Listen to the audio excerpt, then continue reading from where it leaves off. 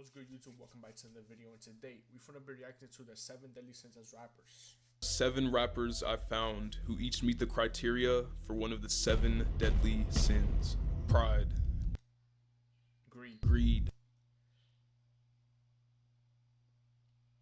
envy, wrath, wrath, envy, lust, and gluttony, and sloth.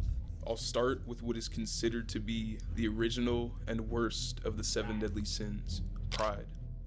Pride is defined as believing that one is essentially better than others, failing to acknowledge the accomplishments of others, and excessive admiration of the personal self.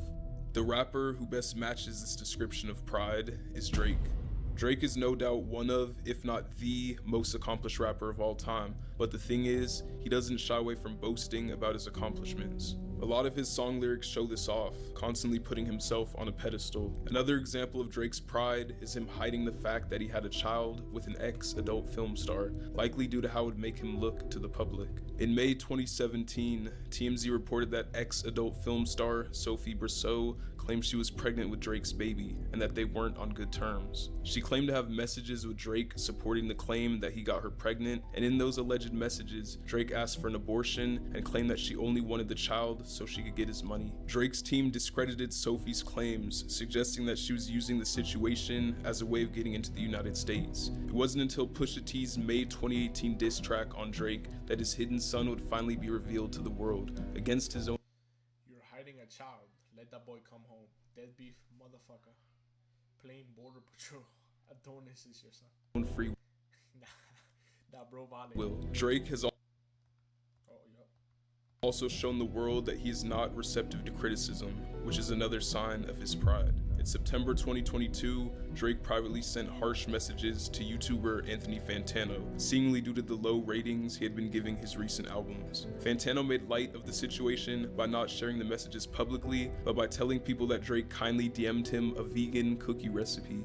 Even though this was an unbelievable story, Drake decided to take matters into his own hands and post the actual bitter messages that he sent to his own Instagram story. He used Fantano's own 10-point ratings. Your existence is a light one, and the one is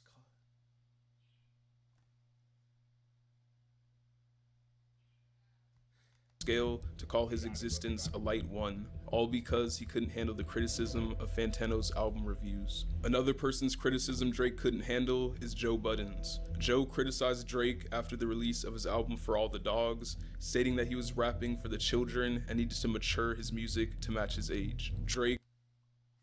First of all, isn't Drake pushing like 45? Like, how old is Drake, bro? He's 38. Hell. Drake took his message to heart and responded with an onslaught of personal jabs. In short summary, calling Joe Budden a frustrated failure and quitter who will not be remembered and whose opinion should not be listened to. He ended the message by flexing his private jet and using it to diminish. I own a 767. He owned a modest house. What Joe Budden has achieved. Drake may be a bit full of himself, but at least he's been consistent, releasing music frequently for years upon years. The same cannot be said for the I mean, that is true. He been one of the most consistent to this day, bro. He been going crazy. Chose to represent the sin of sloth. Playboy Cardi, that dude dropped like, the last time he dropped was like 3 months ago, and now like before that, like 5 years, dude be going on hiatus every day. Or every time he drops a hiatus. Sloth is the most difficult sin to define and credit as a sin, since it refers to an assortment of ideas, but the most common definition given to sloth is reluctance to work or make an effort, also known as laziness. A rapper who's known for fitting this description is Playboy Cardi. Cardi began his music career in 2011 and started attracting attention in 2015 with his singles Broke Boy and Fetty. Since then, Cardi has dropped a whopping 3 projects in an 8-year time frame. Sure, there are other rappers who take long breaks in between projects, but they usually meet at least one of these 2 justifications. 1, being older in their late 30s or 40s, or 2, still consistently dropping singles and features while they work on their own project. Cardi cannot use either of these excuses. Since 2017, Cardi has released one single that wasn't for an album. Before his two big 2023 features with Travis Scott and The Weeknd, Cardi had 0 features done for all of 2022 and only 7 total from the 2 years before that. It's not only his music releases where Cardi is When this dude fell off the stage, Travis Scott, when this dude fell, I couldn't believe it, bro. I thought it was AI, bro. and The Weeknd, Cardi had 0 features done for all of 2022 and only 7 total from the 2 years before that. Bro, to this day, bro, that is so funny, bro. It's so funny to me, bro, that happened, bro. So funny to me. It's not only his music releases where Cardi is sparse, as he also rarely posts anything online to social media. Despite his lack of consistency, Cardi has only grown more and more successful over the years, to the point now where he's one of the biggest names in rap. The next rapper I chose cannot relate to this, but wants to be just like Cardi, and that's why his sin is envy. First of all, bro, Cardi, bro, that dude, something about him we don't know about. I'm gonna keep it honest, bro. Like, one time he was walking out the store and the paparazzi took a picture of him. He had a thong on, bro. I'm not, yo. He can have it, bro. I'm not gonna lie.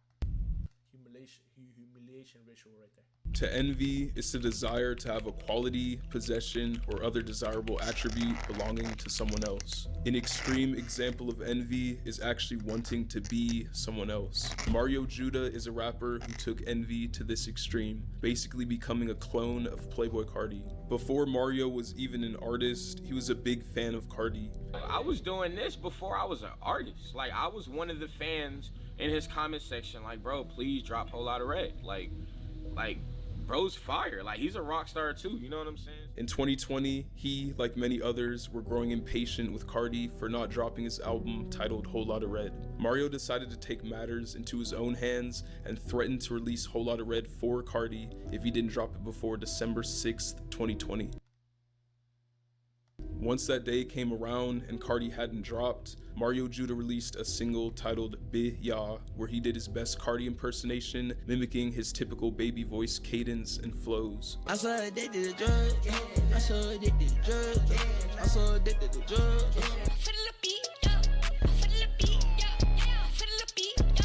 After the release of Bro, that does not sound like Playboi Carti, bro.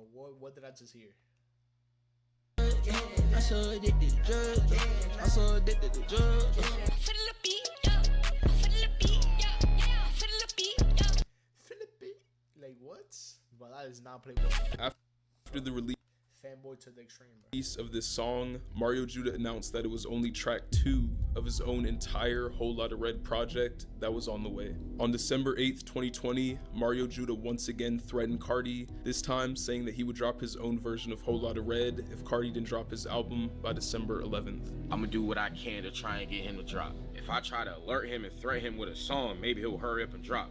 Apparently it's not working, he's not dropping, and all the fans are upset. And now they're expecting me to keep going. You know what I'm saying? So at this point, it's like, if he not. I'm not gonna lie, I didn't even know Mario Judah came up like that. He literally was just trying to his best to impersonate Playboi Carti. I did not know he came up like that, bro. I thought he just came up with that one, I'm a big body, like, I'm a predator, like, that song. I thought he just got famous over TikTok back in like 2021 or something, bro. Not gonna drop. But I didn't know this about Mario Judah, bro. I'm gonna take the responsibility and give the world a Whole Lotta Red. Carti, of course, did not oblige, and Mario Judah proceeded to drop an EP titled Whole Lotta Red shortly after midnight on December 12th, 2020. The 3 new songs on the EP were just like the previous song he'd released, showing him copying everything about Playboi Carti's sound. The worst part is that after Carti finally released his album Whole Lotta Red on Christmas 2020, Mario Judah responded with hatred, as if the version he had dropped was better than Carti's. Carti, I ain't do all this shit just for you. 11K, he really came up just trying to, like, that's crazy. I listened to Whole Lotta Red 34 times. You to give us trash, bro. You're not worthy of me, bro. The Carti imitations songs Mario Judah made were extremely successful, all being his most viewed tracks, but it ruined his reputation as an artist, trying to capitalize off of someone else's style. It did greatly boost his following and notoriety, so I think it's safe to say he overall gained from this situation. Someone else who gained from a situation is the rapper That dude made his whole career off just trying to, like, get Carter to drop. Selected to represent Nah, he dropped some new heat like lately though. It's kind of fire. It was like, I don't know if I'm gonna say it right. the sin gluttony. Gluttony is the overindulgence and overconsumption of anything to the point of waste. The rapper So Lucky is gluttony. Alright, let's see. Lucky unfortunately meets the criteria for gluttony. We get out, we get back. Lucky Ain't no way that's a verse. Ain't no way that's a verse.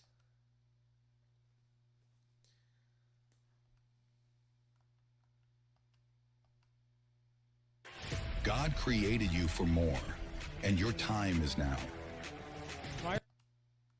Lucky is a rapper Bro, ain't no way. overconsumption of anything to the point of Ain't no way that was a verse. Let me listen to it again. waste. The rapper Lucky unfortunately meets the criteria for gluttony. We get out, we get back. Lucky is a rapper from Chicago. Bro, ain't no way he said, like, I'm gonna listen to it one more time, bro. Ain't no way Lucky said this. Of anything to the point of waste. The rapper Lucky unfortunately meets the criteria for gluttony. We get out, we get back.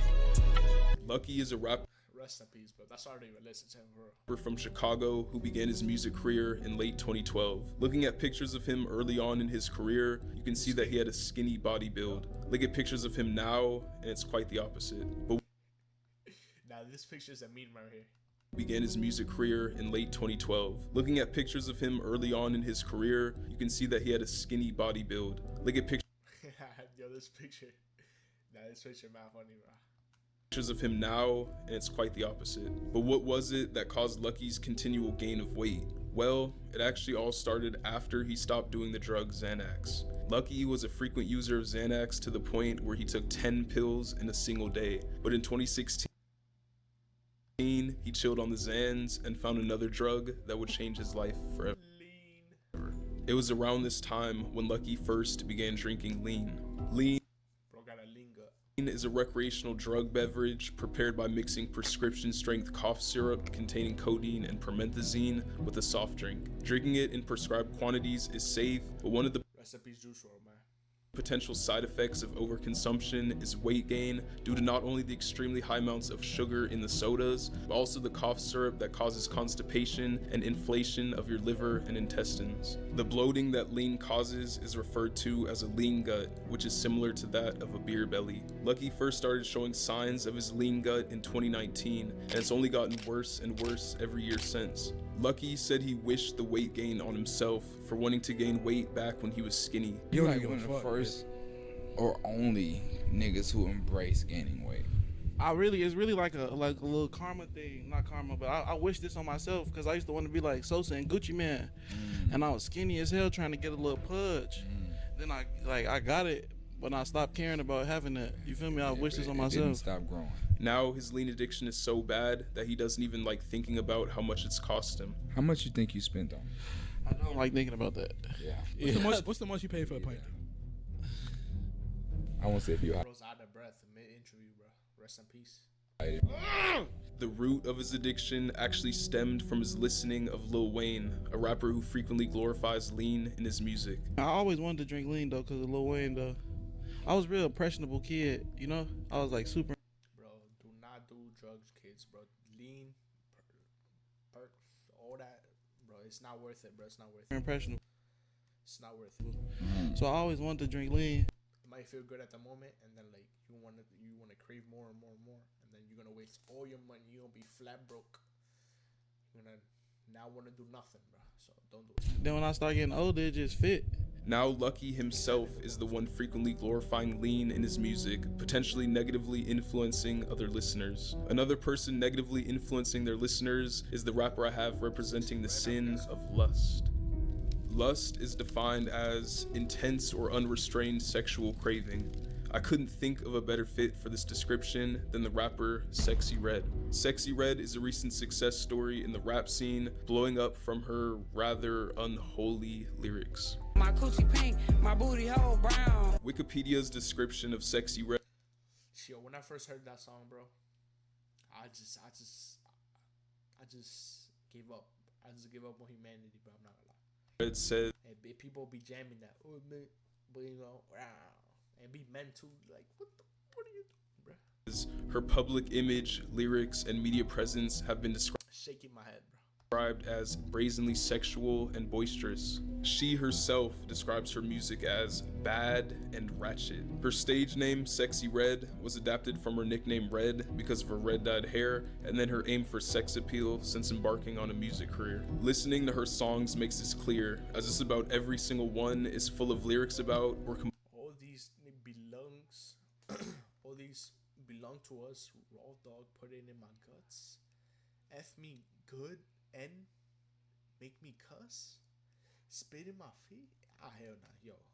completely based around the theme of sex. The same can be said for her music videos and live performances as well, which basically center around her showing her body off and shaking her rear end. Her lustful activities expand beyond the public eye, as she's had multiple intimate videos of herself with men leaked online. Sexy Red's reputation is not the best, as many call her a bad influence, but what she's doing is causing her career to take off and making her a lot of money in the process. Someone who knows a lot about money is the rapper I selected for the sin of greed. Is that Travis Scott? Greed is the excessive desire for material possessions Bro, I saw his base. That might be Travis Scott. I'm not gonna say and wealth. I decided to Travis. go with Travis Scott for this sin because he's infamous for taking countless high-paying endorsement deals. In 2011, before Travis had any buzz in the rap scene, he made one of his earliest greedy decisions. He dropped out of college without telling his parents, but his parents were sending him money to help with his college expenses. They were sending him money for food, rent, and school necessities every 2 weeks. Travis used this money on flights, studio sessions, gas, clothes, and anything to continue his rapper lifestyle. It wasn't until his family came to visit him at his college that he would get caught, as they saw that he wasn't there anymore. After his parents found out that he'd been using the money they were giving him for non-school related purposes, they stopped talking to each other for a while. Yeah, how'd that conversation go? Like, once you... I did not know this was like. I did not know this. I didn't really like tap into Travis Scott's like backstory. This is crazy. I did not know he did this. found out that you were taking her money and spending it on all this other stuff. Man, she was just like, what the yo, you crazy wasting my money. It's crazy, just like going ballistic, man. Like, she didn't talk to me for like a good 3 months. Travis actually justified his actions, saying that it led him to the success that he has now. To me, I felt like it was right, just cause like... I mean, if it didn't work out though, it was that would have been just bad son activities, bro. But hey, man, if he did it and it worked out, bro, he's like one of the greatest of all time now. So like, yo, he did it, worked out. I knew it's hard to argue, bro, because it worked out. What I was doing with the money. It wasn't like I was going out buying drugs. I was going out like, you know, harming myself and going out spending it on like stupid stuff. I was spending it on like things that was gonna get me to like the level of just where I'm at now. One day in 2012, after returning from work on Kanye West's Cruel Summer album, Travis forgot everything in his hotel, including his luggage and his MacBook. Instead of going out and purchasing a new computer, he decided to leech off his friend Tony and use his constantly until he proclaimed it as his own. One day in mid-2013, Tony went to straight up just took his laptop to grab his MacBook, and Travis didn't allow him. He snagged the computer out of Tony's hands and a fight almost broke out. Travis then left with the MacBook in his hands and Tony flew home to Houston. He says that they haven't talked since. In June of 2013, Travis signed his first ever endorsement deal with Reebok, and since then has collaborated with Nike, Dior, McDonald's, Fortnite, Netflix, A24, Anheuser-Busch, Reese's Puffs, PlayStation. He just did everything. NBA 2K, Hot Wheels, Connected Cannabis, Ben Shrill, Byretto, and Helmut Lang. In 2019, so bro collaborated with literally everything, bro. McDonald's, PlayStation, yo. Travis performed for the Super minimum. They like each endorsement probably like minimum 250K to his pockets, bro. That's crazy. Super Bowl 53 halftime show, even though several other musicians turned down offers due to their support for Colin Kaepernick after his national anthem protests against police brutality. Travis was criticized for accepting the invitation, but the exposure he gained caused his performance fee to double from $500,000 to $1 million after the event took place. Travis's continual pursuit of wealth is why he's currently worth an estimated $90 million, which is about Travis Scott is worth $90 million, bro. 90 million more than the rapper I have representing this. 90, bro. I ain't gonna lie. Like I knew Travis Scott was getting money because like he had some multiple hits, But bro, 90 million? I thought he was worth maybe 40 million, bro. 90? Sin. I mean, those endorsements, they pay him over time though, so that I see where all that money coming from. Wrath. Wrath, also known as rage, is described as inordinate and uncontrolled feelings of hatred and anger. No rapper fits this description better than Space Ghost Perp. Space Ghost Perp is a rapper who's notorious for his controversial I'm gonna keep it a buck. I do not know who that is. public persona and the many different beefs he's been a part of. Early on in his rap career, in 2008, Perp formed a hip-hop collective called Raider Clan. The collective had a rotating door of members as so many rappers came and left over arguments with Perp about creative control and personal issues. As Perp rose to prominence, his conflicts grew and got well documented, the most famous being a dragged-out rivalry with A$AP Rocky. In late 2011, A$AP Yams discovered Space Ghost Perp and his music through Tumblr. Perp began producing for A$AP Rocky, who was a big fan of his music. Perp and A$AP Mob were on good terms until a string of arguments led to Twitter feuds and physical altercations. In November 2012, Space Ghost Perp and affiliates of Raider Clan attacked members of A$AP Mob outside Miami. This led to A$AP Nast calling the police and Space Ghost Perp getting arrested. In March 2013, Space Ghost Perp and affiliates again attacked A$AP Mob in their home city of New York. I never heard of this dude in my life. I'm not even gonna lie. I know A$AP Rocky, but like I never heard of this dude. The feud began to die down after this in terms of aggression and returned to social media beef. In January 2016, Perp made a series of disrespectful tweets about A$AP Yams, who died from a drug overdose in 2015. This caused a whole new beef with his former Raider Clan member Denzel Curry, along with rapper XXXTentacion. I know Denzel Curry. Their beef was basically a string of heated diss tracks that eventually led to X getting a Perp tattoo on his wrist. Over the years, as Perp has fallen from fame, he's often channeled his anger on Twitter, where he's frequently gotten suspended for homophobic, racist, and misogynistic tweets. Perp has claimed I represent toxic masculinity. Yeah, bro, this dude is just, yo. He should be taken at his word, stating the complex, "If I'm mad on Twitter, bitch, I'm mad for real. Mad is mad. It ain't cyber mad. When I'm mad, I'm mad. On Twitter, off Twitter." If I'm mad on Twitter, I'm mad for real. Mad is mad. It ain't cyber mad. What? When I'm mad, I'm mad. Bro, you can't be this important to people caring about if you're really mad, bro. I'm not gonna lie. Perp was arrested multiple other times, like for assault with. I just noticed this dude got 3 religions on his forehead, bro. He has I forgot the star religion. I know it's like the Jewish religion. Islam, and then Christianity. That's crazy. The deadly weapon and for assault of a woman in North Carolina. The karma for all his I thought that was that. wrath seems to Yeah, I know what I'm talking about. have caught up with him as he reportedly went broke and was even homeless. But I don't think you can say that he didn't deserve it. Some got my name on his stomach. And I don't know, it was weird. He mailed me his laptop. He wanted me to mix his album or whatever. I don't know. He wanted me to sign his laptop or something like that. This is his laptop right here. So we just gonna do this, all right? And this is what we gonna do. All right, you fit? I know that's a Chromebook and all, but come on, dog. Laptop. Yeah, that's most definitely a Chromebook. I had that same Chromebook, bro. Right here. So we just gonna do this, all right? And this is what we gonna do. All right, you fit? I'm breaking this shit too because your music is so trash. What you thought I was gonna mail it back to you? That's what you thought? But guess what? You're not getting it back. Hey man, if you guys liked the video, make sure to comment, like, subscribe. And see you on the next one, chat. Peace out.